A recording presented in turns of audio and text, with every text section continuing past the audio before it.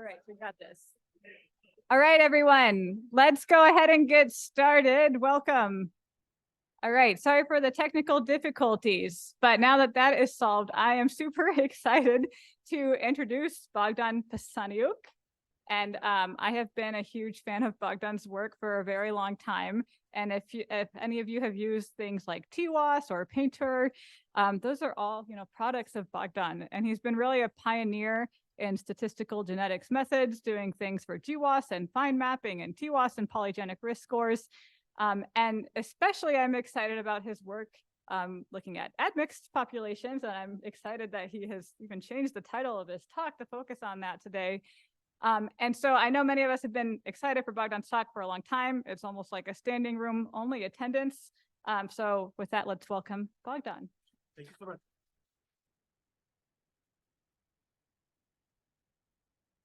Thank you everyone so much, and hopefully you guys can see me over. Let me see. Is that better for the Zooms? There you go. Thank you so much for the invitation. I'm really excited to be here. I hadn't realized that there's so much admixture happening on campus here at UCSD. So during our talks today with some of you, I shifted the entire presentation from polygenic scores towards admixture. I'm really curious how you guys are thinking about it, and I'm curious to learn from you, and hopefully there's something that we can learn together. Speaking about methodologies for admixture. There's some seats up here in the front if you guys don't want to stand there. It's totally up to you. All right, so thank you so much for the lovely introduction. I should say that the works that Melissa mentioned about their products of grad students or trainees, they're less mine, so all kudos goes to them. Okay, so I'll talk today about admixture, and I'll start by defining admixture the way kind of like how I like to think about it. And obviously admixture is like an overloaded word, and it means a lot of things to a lot of people. In this particular talk, I'm going to talk about specific kind of admixture between continental populations in the recent past. So I'm going to talk about something that happened within the past 20, 30 generations, let's say, typically within the US as a result of forced migrations. But essentially this happens, and I think all of us should be aware that admixture happens at any time scale, all the way from ancient admixture, speaking of Neanderthal introgression into the current day Eurasians, all the way to currently right now, people kind of like mixing across different types of genetic ancestries. So subcontinental mixture is continuous, and you can think about it in multiple different ways. Today, I'm going to talk about continental admixture as it refers to the past 15, 20 generations. And here I show some examples of populations from Central America, but really this happens globally. It's important to realize, and this is important to make it from the beginning, that genetic ancestry is different from social reported race ethnic components. Within medicine, whenever we measure or whenever we ask people to self-report, they report social components of what it's labeled as race and ethnicity. And this is what typically happens when next time you go to the doctor. But this is a distinct concept from genetic ancestry. Genetic ancestry refers to the similarity of one's genome with respect to some reference populations. And although they're correlates, it's important to make that distinction because that will flow into all the analysis or all the methodologies that we will use.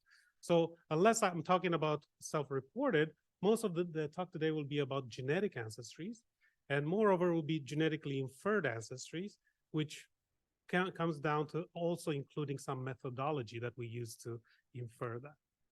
And I'll get into more details in the next couple of slides. So as opposed to just showing you with some abstract concepts, let me highlight what happens in Los Angeles. And this is the results of 50,000 or so patients that have been biobanked at UCLA. That's what on the right side. Hopefully you can see it. And then the left side is the county map of Los Angeles, for those of you that are unaware. And they're labeled based on essentially a self-reported majority race within that zip code or within that address.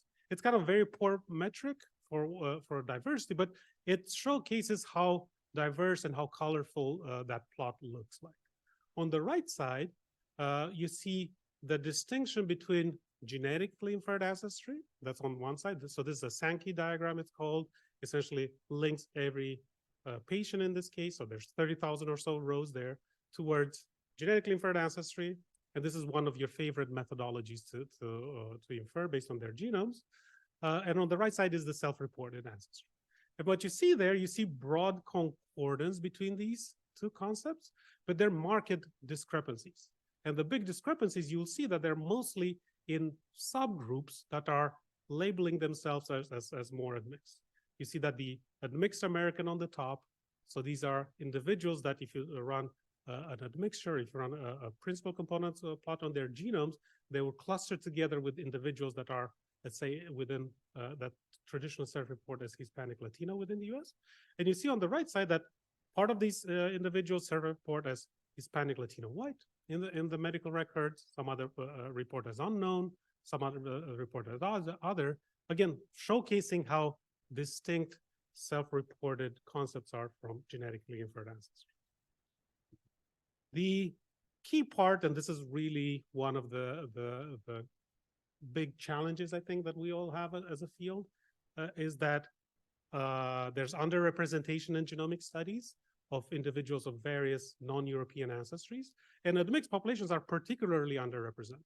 So even in nowadays, when we move forward towards higher representation of individuals that are non-Europeans in our genomic studies, it remains the case that individuals that are admixed are still continuously underrepresented, partially because there's the belief, and I'm using quote marks for those that can't see me, there's the belief that computational methods are not up to standard for such individuals. And I'll try to convince you, and hopefully you guys convince me as well, that we have a mature toolkit on statistical genetics such that we at least on the method side, we can solve that pause.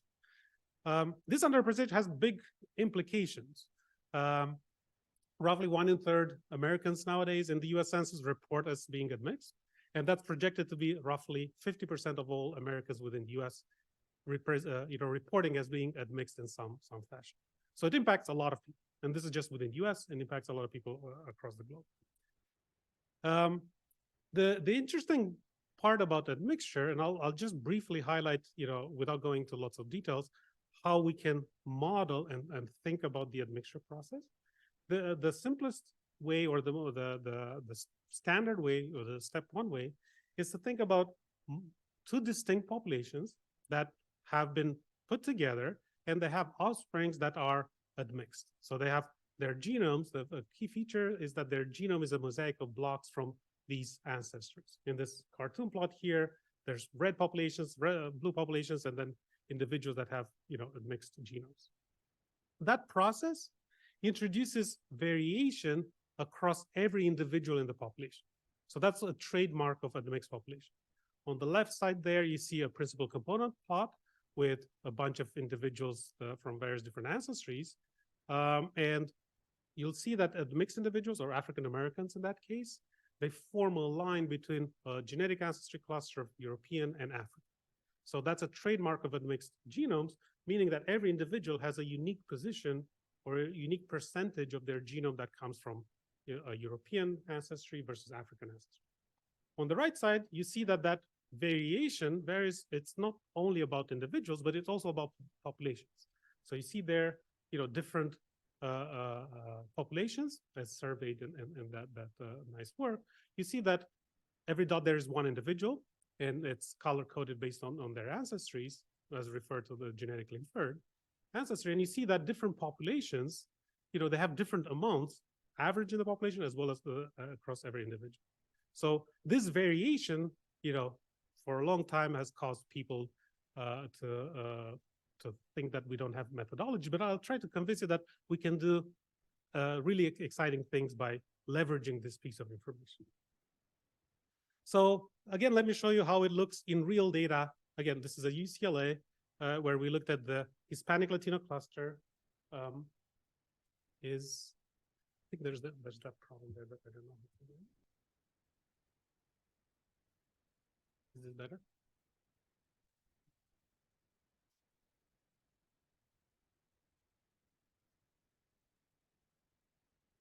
Right. So while we're getting that worked out, here it's like the biobank at UCLA Health, we're restricted just to the 10,000 individuals that are Hispanic Latino. And then we run a principal component plot, and then we plot them together with individuals from 1,000 genomes for which that come from, let's say Peruvian, Mexican, Colombian, and Puerto Rican ancestries. And what you see there on the left, so every dot there, gray dot is one patient at UCLA. What you see there, how continuous and how broad, genetic ancestry is. And you can also see how inadequate are the reference panels that we use as, as proxies for these genetic ancestries.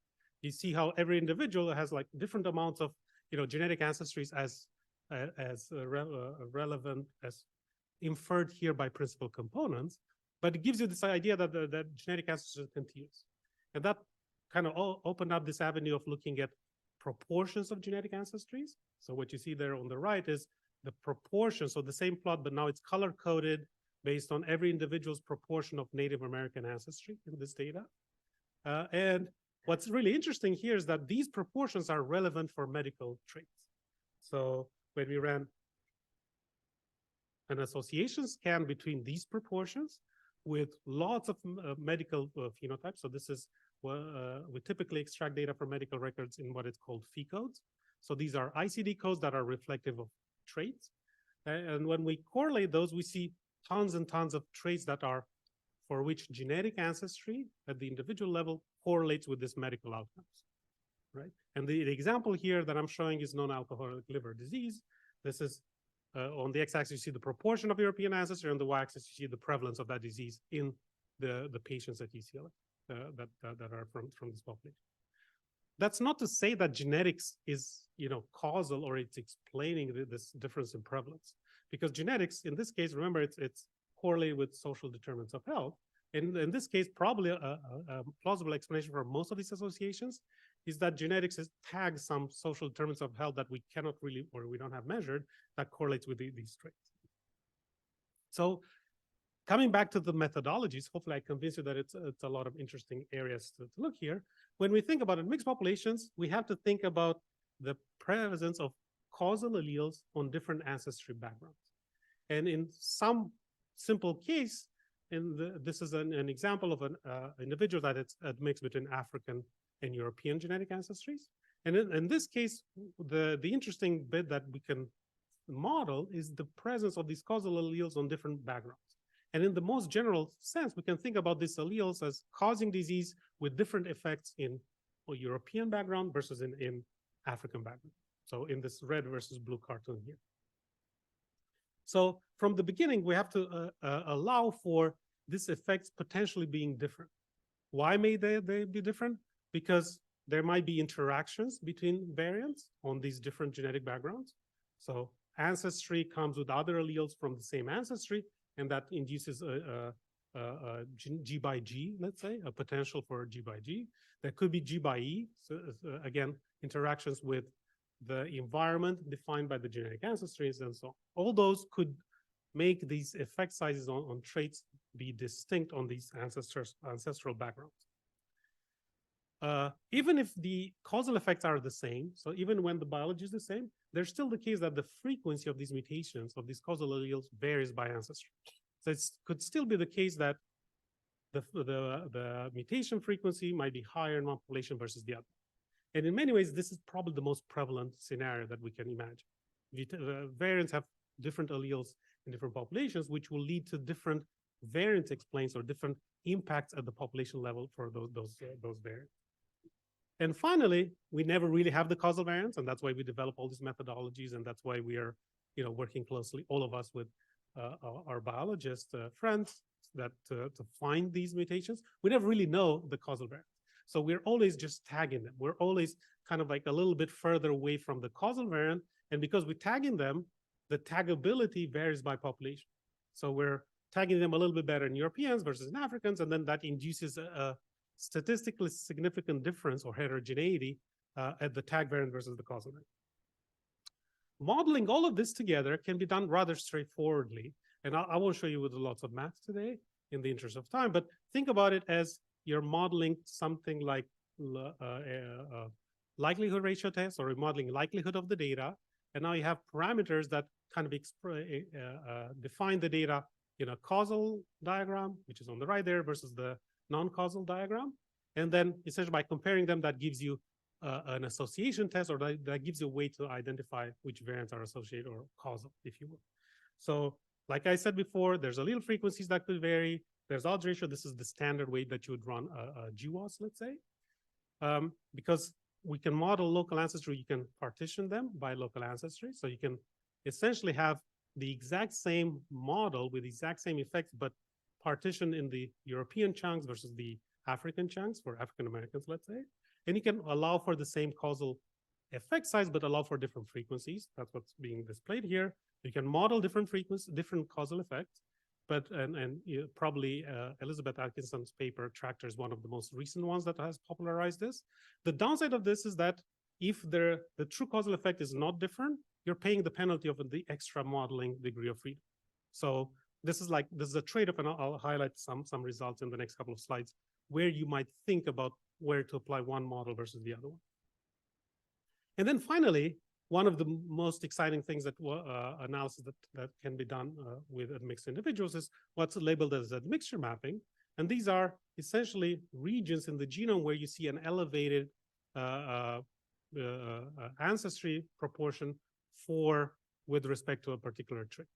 So that's caused by the fact that the effect size might be different, or that's caused by when the prevalence of a given mutation is much higher in one population versus the other. Think about the standard cases when you have a mutation that causes disease that it's only present in Africans. Then all the individuals that are African Americans that have that disease should have an increased ancestry proportion at the disease-causing levels. And as a nice trivia for those of you that are more on the junior side, this way of mapping was actually preceded the GWAS era. This is how people used to do admixture mapping before, or this disease mapping before GWAS. In fact, this is how they used to assemble the first human genome as well, because the admixture correlates across the genome. So you can put contigs next to each other. So again, because you can model these, turns out that the admixture signal can be independently pulled apart from the case controls, and you can model all of them together. Again, happy to give you more details, but software exists where you can play this game. And happy to take a lot of questions afterwards. Here's some preliminary or some results where you can guide yourself in what cases you might use what tests. This is an example. This is a comparison across multiple different association tests, like the ones that I just showed you before. On the left side there, you have what happens in terms of statistical power at random variants in the genome. On the right side, you have what happens at SNPs that are differentiated. Your variants that have different frequencies in the two ancestries. These would be like the interesting findings, if you will, on the right side. Those are so ancestry-specific type of effects, if you will. So what you see from the beginning by comparing those plots, and again, the actual numbers are not that critical. You can read the papers, you can or run simulations by yourself as well. The first thing that one could easily see, and this is something that has been around for like a decade or so, but it's, in my opinion, it's not appreciated even nowadays, is that GWAS is more powerful. You get way more power than if you study admixed populations than European or than non-admixed populations per sample. And this is because of you have this extra admixture signal that you don't have in homogeneous populations. So per unit, per individual that you add to a sample, you get more statistical power by looking at the mixed populations than not. The other bit is that if you take the admixture signal out, you can reduce power, particularly in cases where you have ancestry-specific effects. Again, that's not that's something that makes a lot of sense. And then what I said before is that if you model ancestry-specific effects, then you have to pay a penalty of extra degree of freedom. Again, these are simulations where you have the same causal variant with the same effects. And really, just to orient yourself a little bit, this is the scenario in which you would want to use ancestry-specific effects in your modeling versus using a single effect that's the same across ancestries. So on the right side, you have like the difference between frequency by ancestry. On the x-axis, you have kind of a measure of how dissimilar the causal effects are. And what you see there in red is that That's where the standard methodologies that that assume similar effects of both ancestry outperform the rest. And in the blue is spaces where you would really want to model ancestry-specific effects, because that's where tests like that tractor from Elizabeth are really dominating the rest of ours. So this is really, depending on what do you think about your trait, what your disease, where do you fit into this bubble, or in this, not bubble, this square or rectangle, whatever it is, where you fit there, you would get an idea of where's the drop off of power that you might get. This, I'm not going to try to convince you too much about it, but this holds in real data too. So far I showed you simulation. This is real data. And you see in UK Biobank, if you focus on the mixed individuals, you see exactly the same trends that I showed you before. For example, this is what happens at the Duffy locus, which is one of the most differentiated regions in the human genome. If you look at a trait that it's truly causing what is called benign ethnic neutropenia, if you condition on local ancestry, you see the signal completely going away. This is proof that that variant is actually causal for that particular trait, which is, this trait is essentially one standard deviation shift in white blood cell counts in individuals that are African Americans. And as you can expect, it has pretty impactful consequence for for clinical practice. So all this stuff is modeling, and there's methods there, there's software and so on. But deep at the core of this is this challenge where we don't really know whether the causal effects are the same or not across ancestries. And this is a big open question in the entire community. It's not just about mixed populations, because this speaks towards the transferability across genetic findings from one population to the other one. This speaks about genetic architecture as a whole. And why, if you think about like a very brief cartoon of where variants might be, or what would be the spectrum of differences across ancestries, you might have completely different disease architectures. So the same disease might be completely different genetically speaking in one ancestry versus the other one. Or if you have the same genes or the same causal variants, they might have different effects because of gene by gene. Or you might actually have the same effects, but they have different frequencies and different LD, and that will cause some heterogeneity in the data. So this, like, very in a nutshell, probably can read books about this slide, if you will. And this is taken from a nice post by Sasha Gusev, who you can follow. So this is just in the past 5-10 years with large big GWAS data, people have started to like dissect this question more thoroughly.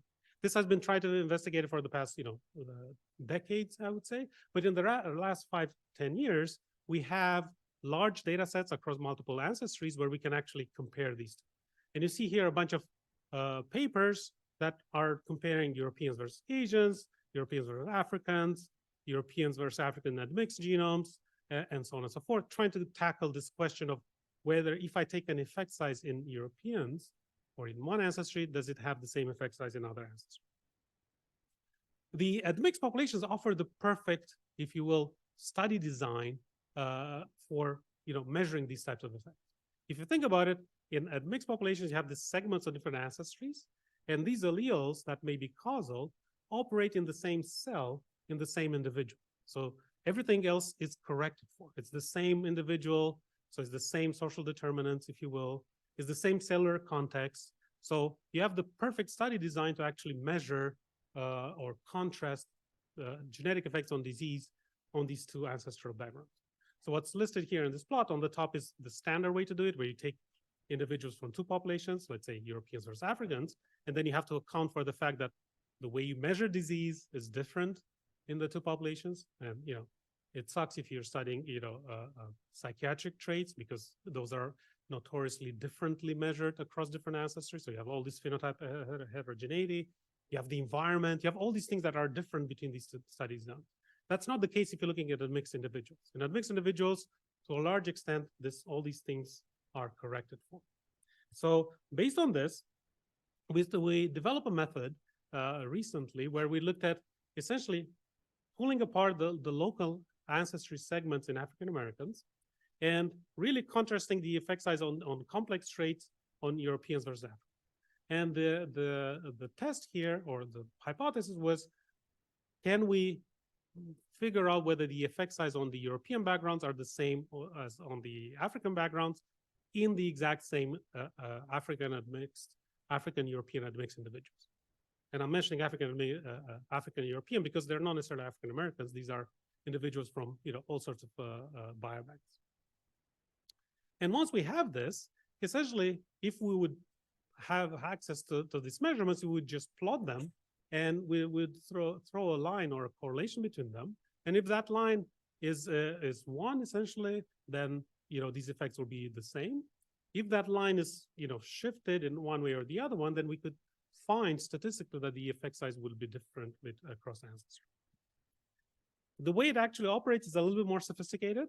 So for those of you that are interested in REML or residual maximum likelihood or GRMs, essentially the way we analyze the data, we're building these matrices of relationship between all pairs of individuals in the data that are restricted to the European chunks, African chunks, and then similarities across those chunks.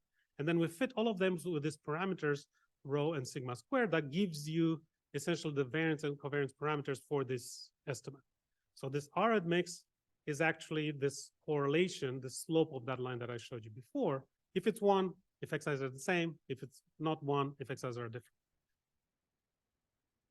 In simulations, it works fine. We actually see a slight downward bias. So you'll see on the y-axis there that we really expect the effect size to be very similar. So we're simulating somewhere between 0.9 and 0.1. And we see very close, but a little bit downward bias.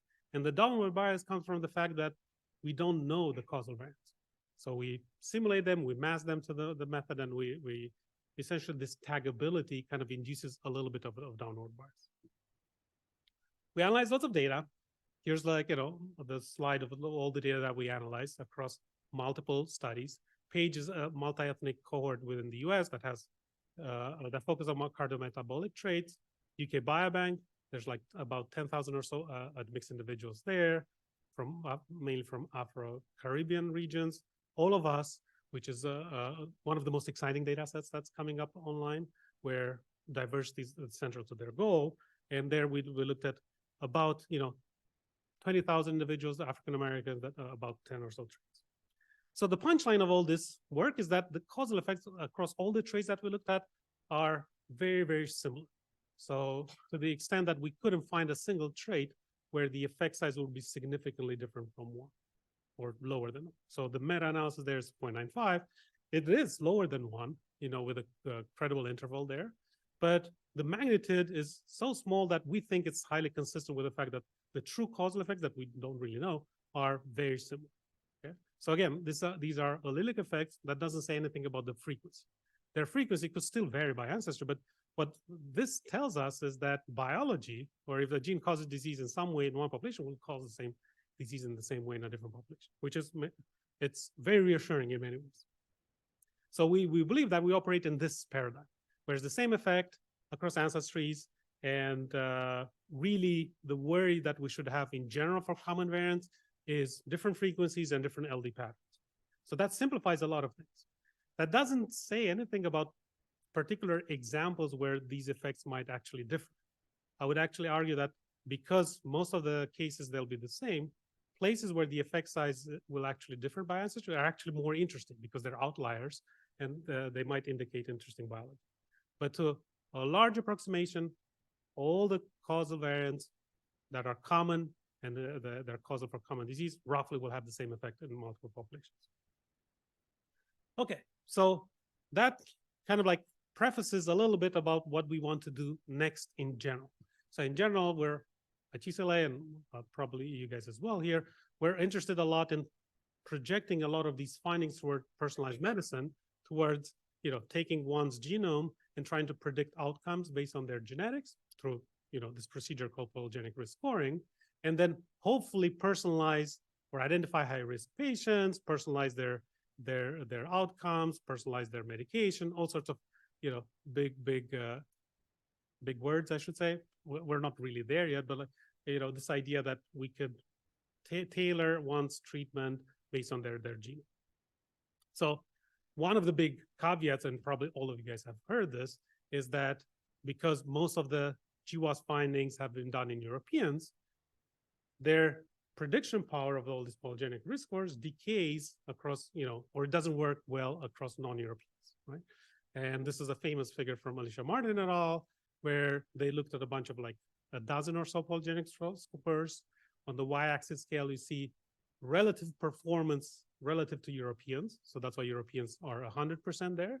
And you see this, again, I'm using quotation here, this like bubbles of, American, whatever that means, ancestry, South Asian, East Asian, African, and so on. And within these bubbles of ancestry, you see much lower performance of these polygenic risk scores. And so one of the motivating ideas for us was, why does that happen? Now that we know that causal effects have roughly the same or are the same across ancestries, why do we see this trend? And this motivated us to delve deeper into this question. Before I'll show you what we've done, I'll highlight that this is also true if you look at mixed populations. This is a really nice work from Ian Mathieson at Penn, where this plot is like reversed. They purposely reversed it on us. So European ancestry is now on the right side as opposed to the left side. And what's plotted there, these are accuracies within admixed populations. And the admixed population are plotted with respect to how much average European ancestry they have in that population. Okay. So you see the exact same trend as before, but now it's like different populations of African Americans sampled at different cohorts. They have different amounts of, let's say, European ancestry, from like 40% somewhere there all the way to 10% European ancestry. So their genetic ancestry is mostly African, and you see kind of like a linear trend of decrease. Okay, so this happens within admixed populations, and it's natural to think that this is a continuous trend across different ancestries. So motivated by that, we were kind of fiddling around with some math. And as it turns out, you can write down mathematically, if you sample an individual that sits at some D units away from the training data where you run your PGS. So causal effects are all the same. There's nothing really different about this individual, except that it sits at some D units away from the data that you use for training. And this D units, you can think about it as a projection on the PC space. Why that is the case? Because the projection captures the difference in the frequencies from this particular person from this data. It has very, very similar analogies to FST. If you guys are or for those that are more in the population genetic space, it's a similar context, although the math is a little bit different. So if this happens, then you can write down the mathematical the accuracy of the polygenic score predictor in this individual using data from this population that sits at D units away has to have this formula. It's 1 minus something that depends on the heritability of the trait times the distance. And this naturally kind of gives you a linear distance, if you think about every individual wherever that may sit at with respect to the training. So motivated by this, we started fiddling around with this idea that now we can drop all the clusterings of individuals across genetic ancestry altogether, and we can start looking at every individual one at a time across a genetic continuous map. And this is something that population geneticists have been telling us from the 1970s, but more recently, human geneticists kind of really absorbed this and this idea that we should treat genetic ancestors across a continuum. And here's listed on the left side is the biobank at Mount Sinai. So there's like 40,000 or so individuals within Mount Sinai biobank with New York City. And you see there, every gray dot there is one individual, and reference panels, you see how there's a continuum there. On the right side, it's the plot that I showed you before at UCLA, and we see the same thing, albeit it's different proportions of individuals in different ancestries. And I highly encourage you to read, Anna Lewis' piece in Science a couple of years ago, John November's paper, more than a decade ago. It's very, I think we're like right at the cusp of us dropping, clustering individuals based on genetic ancestry and actually you looking at genetic ancestry continuum. With respect to polygenic scores, if we look at clumping individuals and then measuring accuracies of our genetic predictors. Then we obfuscate a bunch of data that might be, might cause problems down the road. For example, we're clumping away a lot of individuals that may not need to be clumped. For example, if you take the East Asian American cluster at UCLA and run another principal component within that cluster, all of a sudden now you start seeing a different type of structure. So you start seeing individuals that are, self-reporting as Japanese, you see individuals that self-report Filipino, Korean, and so on and so forth. So if you have a predictor that has the same accuracy across all these clusters, then essentially you're obfuscating the potential difference across, different genetic ancestry bits. And this is all due to the fact that genetic ancestry is continuous. So every time you cluster it, you have to put a threshold where you cluster. The other part is that, again, this is maybe for those of you that are more in the method space, it's natural to think about it this way. But I can guarantee you that people that are more in social sciences don't really think about the methodologies that go into when we assign genetic ancestry. For example, the clustering, where we put the cluster, it's arbitrary. And any method person will tell you that if you put it a little bit to the right or to the left, it's not going to change much the methodology. However, for those people that just sit at the boundary, especially when we think about bringing polygenic risk scores to the clinic, all of a sudden, you're jumping from like an individual that you could use a polygenic risk score from excluding that individual, right? And this kind of like cartoon example here, I'm showing you the case of, let's say, an African European admixed individual that just sits at that border. All of a sudden, it's so-called predictor is accurate versus not accurate.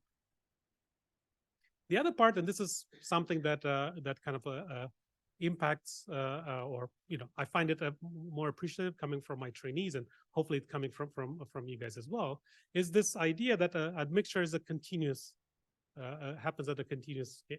So typically in all the genetic studies, individuals that have a little bit more complex genetic ancestries, so let's say they have one grandparent from Japan, one grandparent from Europe, one grandparent from Canada, those individuals typically get thrown away from all the genetic studies. Those individuals get thrown away because they don't fit neatly in any of these boundaries. And essentially we are like removing all these individuals. For discovery, that may be okay in some case, and I heavy emphasis on the maybe.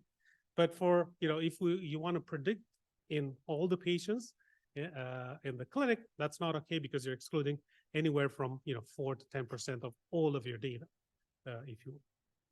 So that all motivates us to look at the genetic ancestry as a continuum. Like I showed you before, there's a continuum there. We can measure the predictiveness like I showed you before. Again, happy to tell you all the details about all the mathematics here, or you can read more about it in our recent works. So again, we approximate a bunch of things there, so it works. And really the punchline that we're observing is that if you take any set of genetically inferred ancestry population and you plot on the x-axis genetic distance from the training data of that you build PRS, you see a linear decay of accuracy of the polygenic score. That happens in Europeans or European ancestry, that happens in Hispanic Latino, that happens across the board. So it's not a feature of admixed populations, if you will, but it's a feature of any population. And moreover, you can start, identifying this bins of individuals that are, although they're in the same, labeled as the same ancestry, for example, in the Hispanic Latino American, they have vastly different accuracies. You can also identify people that have the same accuracies as in Europeans, but they would traditionally be left out of polygenic risk scoring. Happy to talk more about it, but like I said, this is a feature of all populations. There's no homogeneous population. And really the way we like to think about it, or I propose to think about it, is to drop the population level or the genetically inferred ancestry clusters altogether and think about it as every individual, like it's plotted here, every dot is one individual across this ancestry continuum. And on the Y scale, you have the accuracy, and you can put any threshold that you would like in terms of what accuracy you would want. But you can see how there's more information in the data by looking at the individual versus this population labels. This is pervasive across a lot of data sets, a lot of traits. So there's again, this is just showing you with data that what I try to convince with some images actually holds real data. The last 2 minutes, I'm going to talk to you about something that preoccupies us right now very heavily, and hopefully, with you guys, we can hopefully have some ideas. This was motivated by a recent work by coming mostly from Molly Przovsky's group. This is what listed on the right side, and their discovery was that if you take polygenic risk scores, or so you take genetic predictors of complex traits, and now you apply them stratified in men versus women, in people at high BMI versus low BMI. If you apply them in individuals with like from higher social education status versus lower, you see differential accuracies. So on the right side, we kind of think that we know what's happening with genetic ancestry, but we don't have any idea of what's happening with other contexts in many ways. And that's Molly's work. So motivated by this, we, as usual, the first thing we try to convince ourselves that whether this is a pervasive event or not. So we looked at UK Biobank, we look at all of us, and really what we're observing that every trait that we're looking at has a wide, or it varies in performance across a wide range of contexts. On the columns here are different traits. On the rows there are different contexts: age, sex, whether you wear glasses, BMI, income, and so on and so forth. And then you see how what's listed in those columns are the differential accuracy between the top quintile versus bottom quintile, if it's a continuous context, or between the two contexts, if it's a binary, right? So if you look at, let's say, wear glasses, you'd see that your prediction of cholesterol from the polygenic risk scores, it's way less accurate if you don't wear glasses versus you wear glasses, right? And you might argue, why is that the case, right? What's the rationale for wearing glasses having such an impact, right? In this particular case, we kind of know what it is.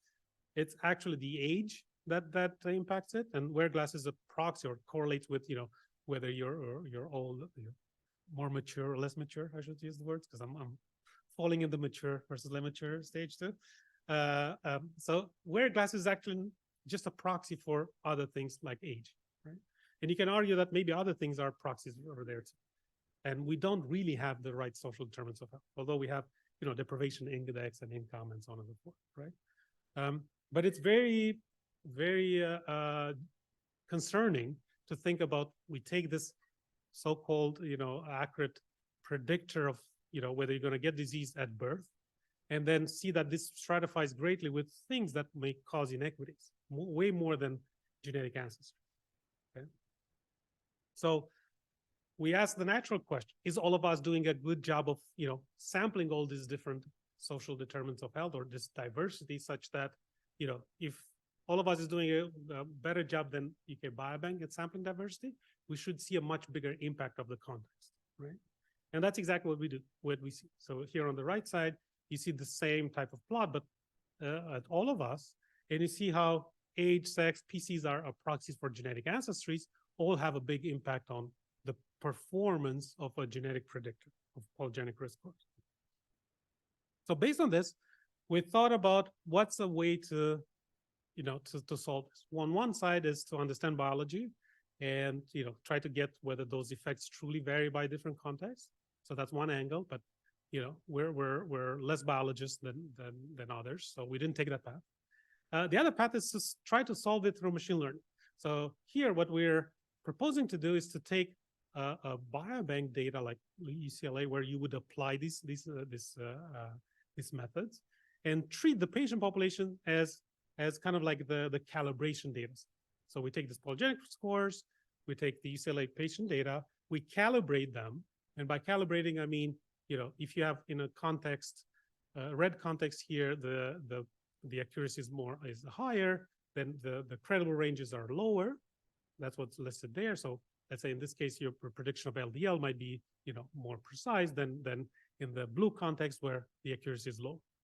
And that's exactly what we did with this method. And I'll show you here kind of like the end results, which are after you apply this method, you compare, or we compared here, the top quintile versus bottom quintile. So how much do we have to increase these credible ranges? And what you see in all of us is that for a trait like education year, should you want to predict that for whatever reason you may want to predict education year for medical settings, you'd see that you'd have to increase the credible ranges by 80% if you're at the top 10 quintile or top quintile versus if you're at the bottom, right? Because it's much poorer predictor there, right? Whereas for traits that are more biologically meaningful, like triglycerides and so on and so forth, because the polygenic risk score is more biologically grounded, you don't have that much calibration that you need to do. It's only about 20%. So in conclusions, hopefully I convince you that we have a lot of methodologies out there. So we shouldn't, and we should keep ourselves and the community to the standard that we should not let folks not analyze admixed genomes because the methodologies are not there. I think that's a false statement. Roughly, causal effects are more or less the same across populations, frequencies, and LD matters. Social determinants of health are critical for a lot of the things that we're doing, and sometimes they have a higher impact. And I believe that EHR-linked biobanks are really critical for